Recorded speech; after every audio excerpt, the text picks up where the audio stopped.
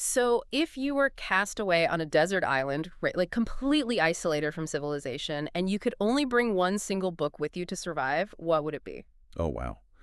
Um, Probably something extremely practical. Right. The instinct for almost all of us is to grab like a literal survival guide. Yeah, exactly. Because you want the manual that outlines exactly how to build a waterproof shelter out of palm fronds, or, how to spark a fire using dry sticks. Or how to identify which local berries are actually going to sustain you and which ones are just going to completely end your life. Yes, exactly. Because survival, at least in that specific context, is entirely about mastering the external environment. Right. It is the ultimate focus on physical mechanics. I mean, Yeah. you are basically trying to manipulate the world outside of yourself just to keep your physical body functioning for another day. Exactly. But I want to introduce a completely different paradigm for this deep dive today. What if the ultimate survival guide had absolutely nothing to do with building a physical shelter? Okay? Color me intrigued. Right. What if it had everything to do with building a completely new internal reality? Oh, wow. That is a pivot. Yeah. So imagine finding a manuscript washed up on the beach inside a bottle, and instead of telling you how to escape the island, it contains literally everything you need to know to make your existence, wherever you happen to be, profoundly joyful. So it's basically a guide to making this life the one that, as the saying goes, gets the job done, Exactly. A manual for internal survival. which really forces us to completely redefine what it actually means to survive. It challenges that whole assumption that survival is just the absence of death. Right.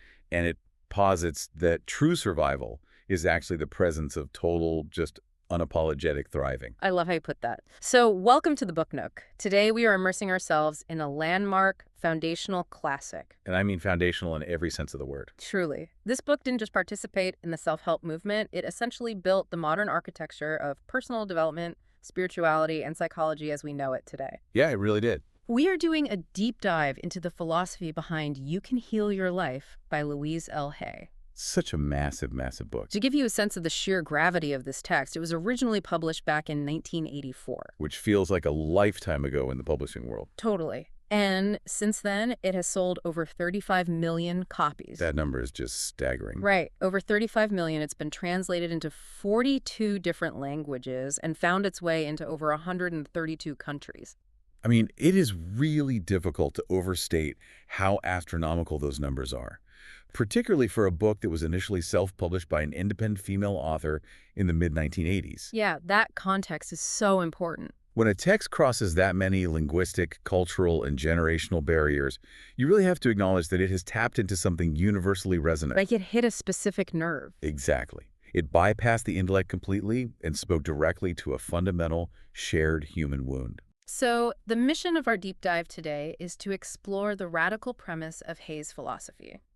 We're going to look closely at her core assertion that our thoughts directly, and I mean literally, shape our physical and emotional reality. Which is a heavy concept to unpack. It is. We are going to examine the psychological mechanisms behind her claims, deeply interrogate the practical steps she offers for releasing the past, and really try to figure out how exactly someone goes about rewriting their future. But before we can even touch on the concept of healing, we really have to understand what Louise Hay identifies as the root cause of almost all human suffering. Right, because she frames her entire philosophy around a statement that sounds, honestly, almost deceptively simple. Oh, totally. She writes, life is really very simple. What we give out, we get back. And that simplicity is exactly where the profound challenge lies. She describes the universe, or what she sometimes calls the universal power, not as this judging deity or some punitive force. Which is how a lot of people conceptualize it. Right. But she sees it as an entirely neutral mirror. It never criticizes us, it never judges us. It simply accepts us at the exact value we place upon ourselves. Wow. And then it just reflects our internal beliefs right back into our external circumstances. So it's basically the ultimate confirmation bias operating on a cosmic scale. Precisely. I mean, if your foundational belief is that life is inherently hostile, that it is lonely and people are fundamentally untrustworthy. The universe doesn't argue with you. No, it doesn't. Okay. It just says, okay, that is your declared truth, and it aligns your reality to reflect that. It essentially hands you the exact circumstances to prove yourself right. Man, that is intense. But conversely, if your foundational belief is that you are deeply loved, supported, and that the world is abundant, the universe equally supports and reflects that belief. Because it's neutral. Exactly. The universe is completely neutral. It just builds the house using the blueprints that you provide. Okay, so I want to introduce a modern analogy to make the mechanics of this a bit more tangible for you listening right now. Is the subconscious mind essentially functioning exactly like a social media algorithm? Oh, I like that. Because if you think about how an algorithm works, its only directive is to feed you more of what you already engage with, right? Right. It has zero moral compass. Exactly. It doesn't care if the content is highly educational and good for your mental health, or if it is completely enraging, toxic, and destroying your peace. It just wants engagement. Exactly. So if your internal input, like your habitual thought patterns, people are out to get me, the algorithm registers that engagement. Yeah. It then curates your feed, which in this case is your actual physical reality, to supply endless evidence supporting that code. You will constantly bump into rude people. You'll experience betrayals. Exactly. Your daily feed will just be this endless highlight reel of conflict. That is a highly effective way to conceptualize it, honestly, because it completely removes the concept of cosmic punishment. Right. The algorithm isn't punishing you when it shows you enraging content. No, it is literally just following your code. And what Hay discovered in her decades of counseling people is that almost everyone is running the exact same corrupted base code, Really. Like universally. universally. Hmm. She notes that regardless of the specific problem someone came to her with, whether they were dealing with chronic physical illness, devastating financial ruin, a string of abusive relationships, or just completely stifled creativity, When she dug down to the root. the innermost belief was always the same. The absolute bottom line of the human condition seems to be the belief, I'm not good enough. Oh, wow. And it is almost always paired with the corollaries, I don't do enough or I don't deserve. But why is that specific subconscious wound so universally destructive? It feels like an epidemic. Oh, it is absolutely an epidemic. And the reason it is so destructive lies in how it dictates behavior on an invisible level. Like the background apps running on your phone. Exactly. If the core belief of I am not good enough is deeply embedded in your subconscious algorithm, it acts as a permanent systemic override. So it's fighting your conscious choices. Yes, it will subconsciously sabotage and contradict any conscious attempts you make to create a joyful, prosperous, or healthy life. Give me an example of what that looks like in practice. Well, you can stand in front of a mirror and consciously say, I want a loving, equal partnership. But if your subconscious programming is screaming, I am unlovable, you will continually, unknowingly be attracted to partners who treat you terribly. Just to validate the code. Precisely. You do this because your nervous system is actively seeking validation of its core belief. The subconscious will always win that tug of war because it is the operating system running in the background. So you will constantly attract situations that confirm your unworthiness just to prove to yourself that your worldview is accurate. Because the algorithm has to prove the code right. Wow. But if we reprogram the algorithm, like if we start deliberately inputting the code, everyone is always helpful. Your entire feed shifts, right? It does. Suddenly, you start noticing the stranger holding the door. You notice the coworker who went out of their way to support your project. You find unexpected financial discounts. Because the objective reality that the world contains both helpful and harmful people was always there. Exactly. But your internal algorithm is now programmed to prioritize and bring the helpful interactions to the forefront of your conscious experience. And this brings us to the really sharp edge of Hay's philosophy, which is the absolute demand for personal responsibility. She doesn't let you off the hook. Not at all. She writes, every thought we think is creating our future. That means you are actively writing the code for your algorithm in this exact millisecond. That is wild to think about. She posits that our external experiences are nothing more than the outer effects of our inner thoughts.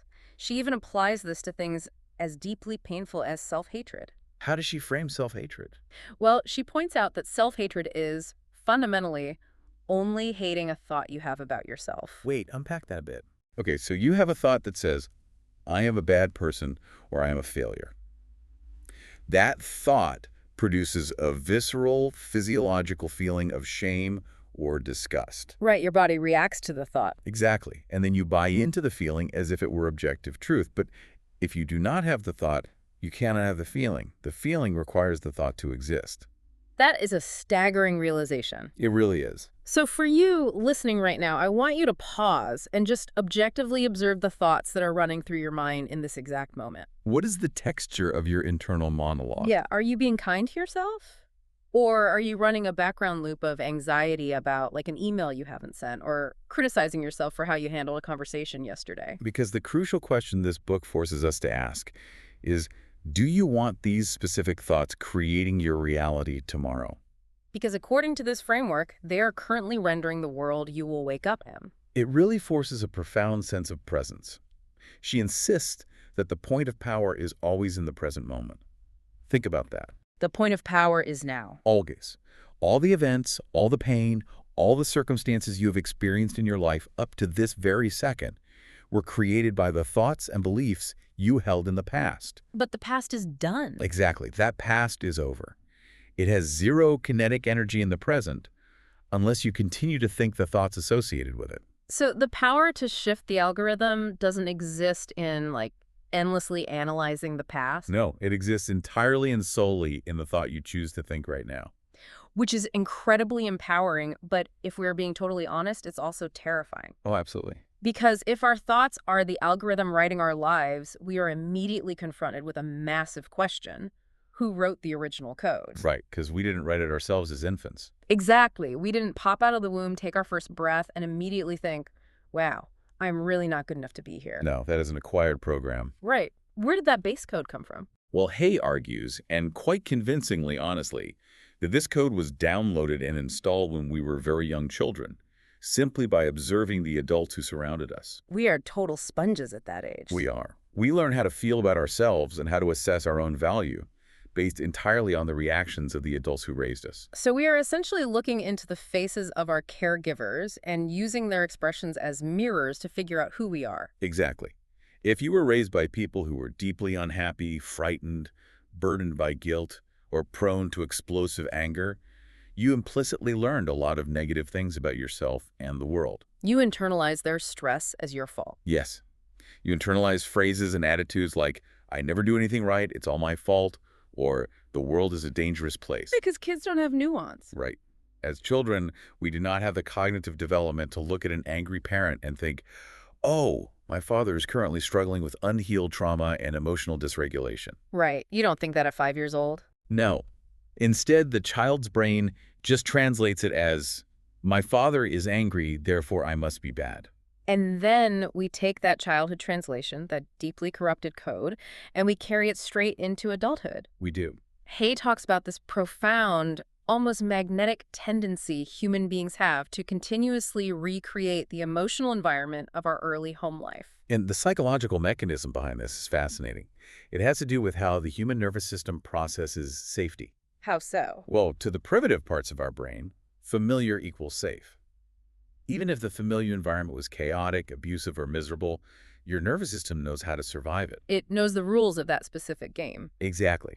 Happiness, peace, or unconditional love might actually feel terrifying to a nervous system that was raised in chaos, because peace is the unknown. And to the primal brain, unpredictability equals danger. Yes. So we unconsciously treat ourselves exactly how our parents treated us. We scold and punish ourselves with the exact same inner voice, the same intonation, the same words. Which explains so much about our inner critic. And we seek out partners and bosses who treat us the way our caregivers did, simply because our algorithm recognizes the code. So we actually prefer a predictable hell over an unpredictable heaven. That is a harsh way to put it, but yes. We are basically running a localized virtual reality version of our childhood living room in our heads forever. Yes, until we choose to rewrite it. But here is where the text transitions from straightforward developmental psychology into a much more provocative, radical spiritual framework. This is where she loses some people, but it's central to her work. Yeah. Hay suggests that we do not just randomly inherit this trauma by the luck of the biological draw. She introduces the belief that we actually choose our parents before incarnating on this planet. It's a massive paradigm shift. She writes that the soul chooses to come into the physical world to learn a particular lesson for its own evolutionary growth, and that we deliberately scan the globe and pick the exact set of parents who will perfectly mirror the specific patterns we need to overcome. She describes our time on this planet as being akin to enrolling in a highly specialized school. You are here to take specific courses. Okay, I have to pause here because we really need to sit with the friction of this idea. Let's do it. Because for anyone listening who has a deeply painful past, who grew up in extreme poverty, who survived severe physical or emotional abuse, being told you actively chose this experience sounds not just outrageous, but deeply offensive. Oh, absolutely. It sounds like the ultimate form of victim blaming. It feels like a philosophical weapon used to dismiss real, visceral trauma. It absolutely does, and it is a concept that requires a tremendous amount of nuance to unpack because without that nuance, it feels incredibly harsh and unempathetic. Right. Hay is emphatically not saying that a child deserves abuse. She's never saying that abuse is acceptable or justified in any human sense. So, how does she justify the concept then? She attempts to explain this through the analogy of a trade school. How does the trade school analogy work in this specific context? Imagine you decide you want to become a master mechanic.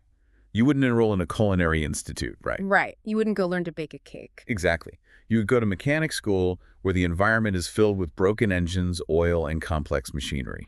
You surround yourself with the exact problems you need to learn how to fix. Okay, I see where this is going. Hay posits that the soul operates similarly. If your soul's evolutionary need in this lifetime is to master the frequency of unconditional self-love, specifically to learn how to love yourself in the face of profound systemic rejection. You would subconsciously choose to incarnate into a family of parents who are experts in the dynamic of rejection. Yes, they provide the exact brutal curriculum your soul requires to master that specific lesson. Wow.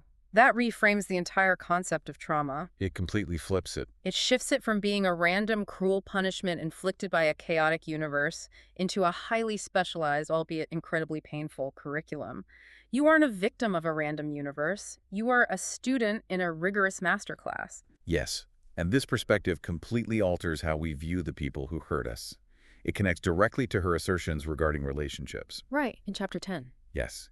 She argues that every single relationship in your life is just a mirror reflecting your internal algorithm back to you. The traits that irritate or trigger you the most in a boss, a child, a friend, or a romantic partner are always either qualities you possess yourself but deny, or beliefs you hold about your own worth. So if I am constantly furious because my partner doesn't listen to me, I have to ask myself, where am I not listening to myself? Or what is the underlying belief I hold that says my voice doesn't matter? Exactly. Her assertion here is incredibly stark. She states that you literally could not attract these people into your orbit if the way they act didn't somehow lock into your own internal code. Like a puzzle piece. Yes. If you find yourself constantly used as a doormat in relationships, Hay says you cannot just blame the people stepping on you. It's a tough pill to swallow. It is, but she says that is your pattern. There is a line of code within your algorithm that broadcasts a signal attracting people who exhibit exploitative behavior. And if you clear that pattern, If you clear that pattern within yourself, if you upgrade the algorithm to recognize your own inherent worth, one of two things will happen. which are? Either the people currently in your life will completely alter their behavior toward you to match your new frequency, or they will rapidly exit your life and go find someone else whose algorithm matches their need to exploit. Because the puzzle pieces literally no longer fit. Exactly. This is why she says blame is entirely useless. Blaming another person might feel temporarily vindicating, but it keeps you trapped. Because you're giving away your power. Yes, it gives away all your power to change the dynamic because you're basically waiting for the external mirror to change before you change your internal reality. Which brings us back to the most difficult mirrors of all, our Oh. parents. Primary caregivers. Yeah. She strongly insists that we must drop all blame toward our parents for the faulty programming they handed us. And her reasoning is actually deeply empathetic. It really is. She says we shouldn't blame them because they are, quite simply, victims of victims. It is a profound psychological truth. She explains that it is physically, emotionally, and psychologically impossible for someone to teach you a language they do not speak. Oh, that's a great way to frame it. If your mother did not know how to love herself, if her own algorithm was deeply corrupted by self-hatred, it was impossible for her to teach you self-love. Right. If your father was consumed by fear and anxiety, he could not teach you peace. They were operating on the only code they had. They were doing the absolute best they could with the limited awareness, the trauma, and the totally inadequate tools they had been handed in their own frightened childhoods. So the trauma was basically just passed down the assembly line. Precisely. Yeah. Hay offers a very practical piece of advice here. She says if you really want to understand your parents, and if you want to dissolve the anger you hold toward them, get them to talk about their own childhoods. Like, ask them what it was like for them when they were little. Exactly. Ask them what it was like when they were 5 or 10 years old. If you listen with genuine curiosity and compassion, you will almost inevitably see their terrified inner child. You'll hear the stories of how they were neglected or criticized or frightened. When you truly understand that the giant, imposing adults who raised you were actually just deeply scared, unloved children walking around in adult bodies, it completely shatters the illusion of their malice. Understanding replaces your anger with profound compassion. It does. It breaks the generational curse because you realize it wasn't about you. It was just the code executing itself over and over again. It's a powerful realization. Now, we need to transition into what is arguably the most controversial and yet the most famous aspect of her work. Yes, the mind-body connection. Exactly. Because if unhealed childhood trauma and negative thoughts dictate our emotional reality, what happens when those unexpressed thoughts, that toxic code, gets trapped in the physical body? It manifests. Right. Hay doesn't keep her philosophy contained to just psychology or spirituality. She brings it right down into our physiology. This is the arena where she made her most significant paradigm-shifting contribution. She operates on the absolute premise that all disease, and it's important to note she intentionally hyphenates the word in her writing, spelling it dis-ease. Meaning a literal lack of ease or harmony in the body. Exactly. She believes it comes from a state of chronic unforgiveness. She identifies 4 major mental culprits that act like acid within the physical body: resentment, criticism, guilt, and fear. Let's talk about the biological mechanism behind that for a second, because modern science has actually caught up to what she was saying back in the 80s. Oh, absolutely, it has. When you hold on to resentment, criticism, guilt, or fear, your brain perceives a threat. It activates the sympathetic nervous system, the fight or flight response. And your body just floods with stress hormones. Right. Your body floods with cortisol and adrenaline, your heart rate increases, your digestion slows down. If you hold on to resentment for 20 years, you are keeping your body in a constant chronic state of fight or flight. Which is devastating. It is. Chronically elevated cortisol leads to systemic inflammation, it suppresses the immune system, and it literally degrades your cellular health. She intuited the entire field of psychoneuroimmunology before it was even mainstream. That is the exact mechanism. She recognized that a chronic mental state creates a chronic physiological environment. Yeah. And she gets incredibly granularly specific about this in chapter 15 of the book, which has become famous simply as the list. Oh, the list. It's iconic. In this section, she maps specific physical ailments directly to their purported mental causes. And looking closely at this list, it is wild how intuitive some of the connections feel once she points them out, and you understand the underlying metaphor. Yeah, let's look at an example. For example, let's look at swelling or edema. The physical reality of swelling is the body retaining fluids. Right. Hay suggests that swelling represents clogged emotional thinking, bottled up tears, and clinging stubbornly to memories of being hurt. You are literally holding on to the water, the emotion, refusing to let it wash away or process through your system. The physical body is mirroring the emotional stagnation. Yes. She takes this symbolic mapping even further into more severe illnesses, too. She does. She looks at tumors, which are, biologically speaking, false growths. To explain how a tumor manifests, she uses a hauntingly beautiful yet tragic analogy. I remember this one. She compares the formation of a tumor to how an oyster makes a pearl. Oh, wow, yes. How does that work again? Well, in nature, an oyster takes a tiny irritating grain of sand that gets trapped inside its shell. To protect its soft tissue from the irritation, the oyster begins to secrete a hard, shiny substance over the grain of sand. It builds a shell around it. Exactly. Layer by layer, year after year, until it forms a pearl. Hay posits that human beings do the exact same thing with old emotional hurts. So we take a slight or a trauma. Right. We experience a betrayal or a trauma. Instead of processing it and flushing it out, we take that grain of pain and we nurse it. We pick at it. We replay the memory in our minds thousands of times. And with every replay, we build a hard, protective shell of resentment around it, trying to insulate ourselves from feeling the initial pain again. Yes. We calcify the resentment. And eventually, she argues, That dense emotional mass manifests in the physical tissue as a literal mass tumor. The pearl is our calcified resentment. That is such a vivid, crazy visual. It's hard to forget once you hear it. She also touches on modern, often misunderstood elements like fibromyalgia. She defines the mental cause of fibromyalgia as extreme systemic tension in the body due to deeply rooted fear and stress. It is the physical manifestation of bracing for impact. Right. Your mind believes the world is chronically unsafe, so your muscles literally tense up, anticipating a blow that never physically comes, but is constantly playing out in your algorithm. And to truly grasp the weight of these claims, we have to look closely at Louise Hay's personal background, which she courageously details in Chapter 16. Because she wasn't just guessing. Exactly. It is vital to understand that she was not theorizing from a safe, detached ivory tower.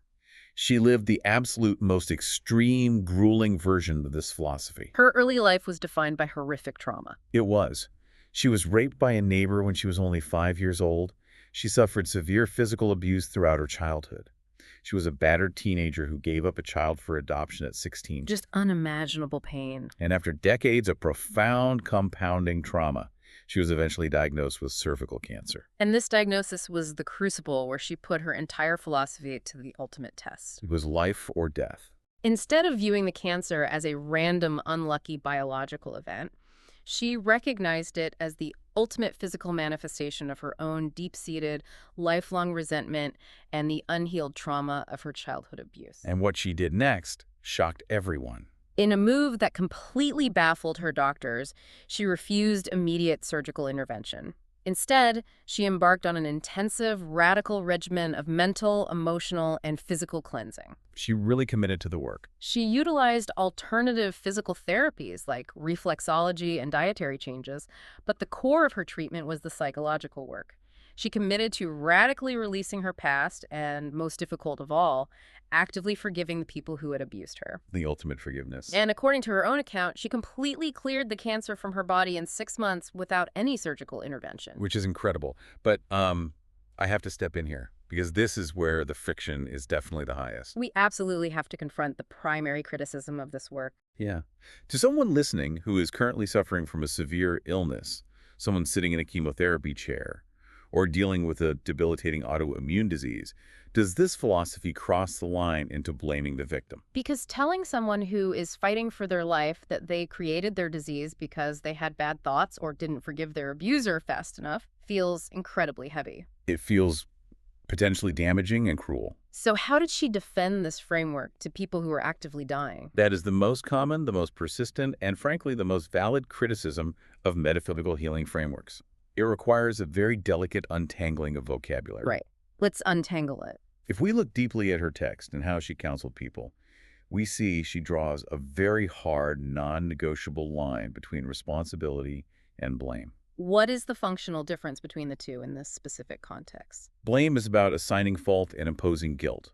Blame looks backward and says, you are bad because you did this. It's punitive. Yes.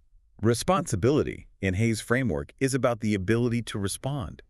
She states explicitly that recognizing you played a role in creating an illness is absolutely not about shame. It's about stepping out of the victim class, right? Exactly. Think about the alternative. If you believe an illness just randomly struck you from the outside like lightning, you are fundamentally powerless. You are a helpless victim of a chaotic universe. Your only hope is that an external savior, a doctor or a pill, can fix you. But if you bravely acknowledge that your deeply held emotional patterns, your chronic stress, and your algorithm contributed to creating the physical environment for the disease to thrive, you instantaneously reclaim your power. You are saying, my internal state helped manifest this reality, which means my internal state has the power to help dismantle it. Yes. It is the ultimate rejection of helplessness. I am no longer helpless. I actually love that distinction when you frame it that way. It transforms the concept from a weapon you use to beat yourself up into a shovel you use to dig yourself out. Exactly. You aren't taking the blame, you are taking the wheel. So let's get into the mechanics of using that shovel. Once we realize our internal dialogue, our corrupted algorithm is making us sick, keeping us broke, or trapping us in miserable relationships. How do we actually do the work to heal our life? What are the mechanics? Yeah, what are the practical mechanics of change she advocates? The foundational mechanic, the ultimate miracle cure that she applies regardless of the specific nature of the problem, is loving the self. She mentions that constantly. She is unyielding on this point. Unconditional self-love is the only solvent strong enough to dissolve the old code. And this begins with one immediate, non-negotiable step. You must cease all self-criticism instantly and forever. Which is incredibly difficult, because self-criticism feels like a protective mechanism. We think if we beat ourselves up enough, we will eventually become good. Exactly, but Hay points out the logical fallacy there. She notes that you have been criticizing yourself for years, and it hasn't worked. No. It hasn't. Criticism does not facilitate change. It locks the negative pattern into place. It freezes the algorithm. It reinforces the not good enough code. So what melts the pattern? Approval, self-acceptance, and understanding are the warm frequencies that actually melt the frozen pattern so your psyche can move out of it. And she gives the reader highly specific, practical methods to generate this self-approval. Oh, she gets very practical. The most famous, and probably the most intimidating, is mirror work. She instructs the reader to stand in front of a mirror, look directly into their own eyes, and say out loud, "I love you. I really, really love you." That is so much harder than it sounds. If you have never done this, I challenge you, the listener, to go to a mirror today and try it. It sounds so simple, almost cliche, but it can trigger an incredibly visceral reaction. Yeah. It can bring up immediate tears, profound anger, disgust, or just sheer skin-crawling awkwardness. And the reason it triggers such a profound reaction is rooted in cognitive dissonance. When you look into your own eyes, you are bypassing your intellectual defenses. You're staring right into the algorithm. Exactly. You are forcing a direct confrontation with your subconscious algorithm. Your conscious mind is speaking the code, "I love you," but your subconscious algorithm is screaming, "No, we are worthless." So your nervous system basically short circuits. Yes. The nervous system reacts to that massive incongruence. It brings all the hidden self-hating code right to the surface. It forces you to actually look at the person you have been emotionally abusing for decades. It is so uncomfortable because we are entirely unaccustomed to offering ourselves unconditioned, non-transactional approval. It's essentially forcing a manual override on the algorithm's code. Yeah. You are typing in a new command while the system violently fights back. Another crucial mechanical step she outlines is what she calls releasing the need. This one is subtle but so powerful. Right. When we are facing a persistent problem, whether it is a string of toxic relationships, financial lack, or a physical illness, she says we have to acknowledge the problem and then verbally confirm our willingness to release the pattern in our consciousness that created the problem. The phrasing is very specific. We have to say out loud, "I am willing to release the need to be a victim," or "I am willing to release the pattern in my consciousness that created this resistance." Notice that she doesn't say, "I am willing to release the illness." She says, "I am willing to release the need." Why is that important? This acknowledges that, on some twisted subconscious level, the algorithm was using the problem to serve a purpose. Wait, really? Like wanting to be sick? Subconsciously, yes. Perhaps the illness gave you an excuse to finally rest, or the toxic relationship validated your belief that you don't deserve better.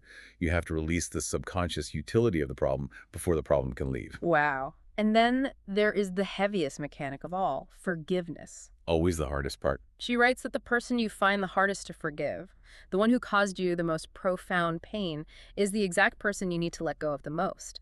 But she clarifies what forgiveness actually is because the concept is so often misunderstood. People often resist forgiveness because they believe it means condoning terrible behavior or saying that what happened was somehow okay. Right, which feels like a betrayal of yourself. Exactly.